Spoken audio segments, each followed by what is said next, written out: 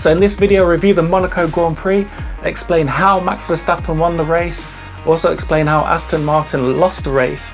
Oh, and it's got nothing to do with the pit stop for medium tyres.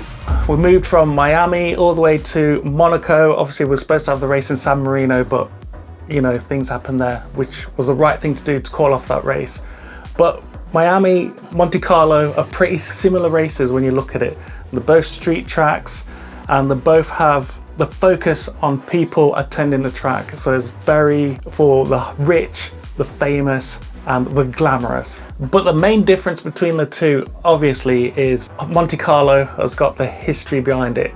Miami is a recent addition to the F1 calendar. It's only been there for 2 years, whereas Monaco has pretty much been unchanged for decades. They're pretty much racing on this layout, on these streets, this exact, maybe not exact tarmac, but on these streets, it's this layout back in the 60s. So obviously the world has moved on since then, and Monaco has this unique thing where it's a street track, but it's a very tight street track. So some people have been saying recently that Formula 1 has outgrown Monaco basically, and that Formula 1 cars shouldn't be racing there. It's difficult to overtake. The cars, especially now the modern cars, which are very big, very wide, very heavy, it makes it even more challenging to overtake. And because it is difficult to overtake, we've had many boring races over the years when it comes to the Monaco Grand Prix. Many instances where cars have purposely been driving slow so that they look after the tyres and just look after the car because they know that the car behind them can't do anything about it. And it's always been a one-stop race. So with this difficulty to overtake, it then heightens the pressure of getting a good grid spot. A Monaco Grand Prix qualifying is one of the most important qualifying of the year. So getting that right is the main focus for the teams when they go into the weekend, because they know that once you get a good grid spot, you're near enough locked into that position for the rest of the race. And I have to admit, I was one of those people that was questioning Monaco being on the calendar. I was one of those people a few years ago saying it shouldn't be here, like for safety reasons, for entertainment reasons. We're basically only there because of the rich and famous. And yeah, granted, if I was trackside, it would be one of the most awesome places to watch a Formula 1 car race because you're so close to the cars, you're literally on top of it. Obviously, Formula 1, we need to keep traditional races. We need to keep Silverstone, Monza, Spa. These are like traditional races, and Monaco is one of those traditional races. But even then, I was thinking we had outgrown Formula 1. Until this weekend. Now, it's going to be hard for me to try and make sure I stay neutral. If you haven't noticed by my cap, I'm an Alonso fan.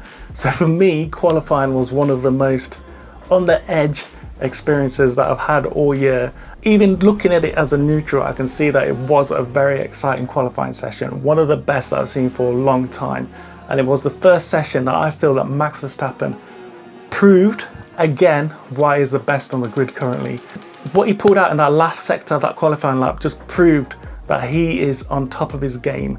He really had to dig deep. The Red Bulls came into this weekend knowing that they wouldn't be able to stretch their legs and take advantage of their car. So that meant the teams behind it were closer to them, the Ferraris and Aston Martin in particular. But yeah, that sector 3 for Max Verstappen was just something else. It just proved that why he's the best. And that sector 3 alone got him the pole position. It was banging off walls, it was on the limit, it was flinging the car left and right. He got that pole position himself. It wasn't the car that got him that pole position.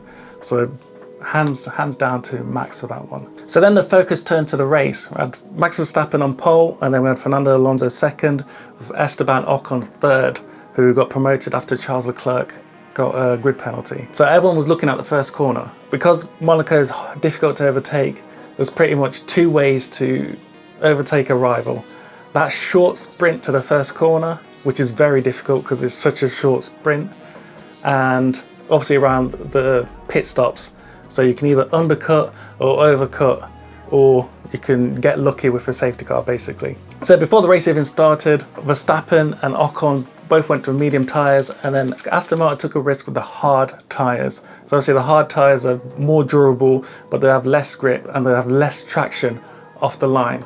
So basically you could tell straight away by the way Alonso was lining up his car that he was aiming to get into the first corner second. His main priority was just protecting second place from Ocon. The risk was with Ocon on the medium tyres, he could out jump Alonso, and then Alonso would come out the first corner third. and then it will be pretty much game over. You saw how much Ocon was dropping back between the first two cars.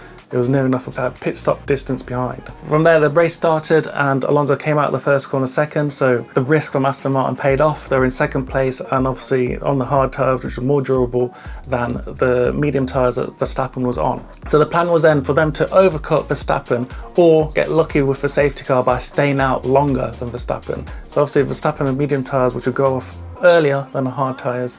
So when Verstappen pitted, in theory, Alonso would stay out longer and hopefully get lucky with like a safety car so he can have a cheap stop and come out in front, or do it on pace, which is pretty much, you know, the ideal way of winning a race. Rain was forecasted for over half race distance, so that meant that Red Bull did not want to pit within their pit stop window and they wanted to extend that tyre usage. Reason being that if they pitted, it would have fallen behind Alonso, and then when it started raining, they both would have pitted together and Alonso would have still had the lead. So that's why Max Verstappen had to extend his pit window, keep his tyres within good usage so that it doesn't pit when he had to pit and just pit when the rain started. And that's what he did.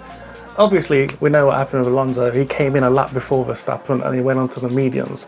Around that time, it was just over 10-11 seconds behind Verstappen, and people looked at lap times and they said that even if Alonso went on to the medium tyres at that time, he would not have come out in front of Verstappen. It would have closed up the gap, obviously, and would have put Verstappen in a lot more pressure when he was doing his lap on the dry tyres, which he did touch the wall a couple of times, but they looked at times and Verstappen still would have come out in the lead. Aston Martin and Fernando Alonso did not lose the race there. Where they lost the race, you have to go all the way back to qualifying and you have to go all the way back to Q3. 90% of the race at Monaco is done in qualifying, so if you pretty much start on pole, 90% of the race is done and you've won it. So not getting that pole position was critical. So if you look at the sector times of Q3, you'll see that Alonso had the best first sector, the best second sector, but Max Verstappen had the best third sector, which is standard. We all know that Max Verstappen pulled it out of the bag with the third sector. But if you look at Alonso's time in that third sector, out of the top 10, he had the slowest sector of all the 10 cars within the top 10. And that's where he lost the pole position. And like I said, 90% of the race at Monaco is done on Saturday. So that pole position was critical. So even if he had like the 5th fastest, he would have got the pole, but because he was the slowest in the third sector, that cost him dearly. Not sure where he lost the time. He had a couple of stabs at the steering wheel going around the last corner, which would have shaved a tiny bit of time, but overall that third sector was the slowest out of the top 10, and that cost him the pole position and ultimately cost him his biggest chance of a win. But you know, it was still a good result for Alonso. It's still an entertaining race for Formula One. I know some people said it was like, you know, the top three, start the race as a top three and end of the race as a top three. But that story in the middle with the rain and all the bish bash bosh in the back, the argy bargy, I found it an entertaining race. But yeah, it's back-to-back weekends. So straight from here, we go straight to Barcelona, Spain, for the Spanish Grand Prix. So it'll be interesting to see how Red Bull do, Ferrari do, and obviously how Mercedes do, because obviously they've had this upgrade, something that they've been focusing on for such a long time during this season. They wanted it to unleash it in Imola, but they couldn't do that, but they unleashed it in Monaco. But Monaco is not the track for upgrades and seeing how they are on the car. Barcelona is. So it'll be interesting to see how they get along with that upgrade and see if they manage to jump a few teams, see if they manage to jump Ferrari, Aston Martin, and then lead that way towards challenging a Red Bull in the future. Anyway, I'll make videos for newcomers to Formula One. If that's something that interests you, feel free to like and subscribe. Thank you for watching and enjoy the next race.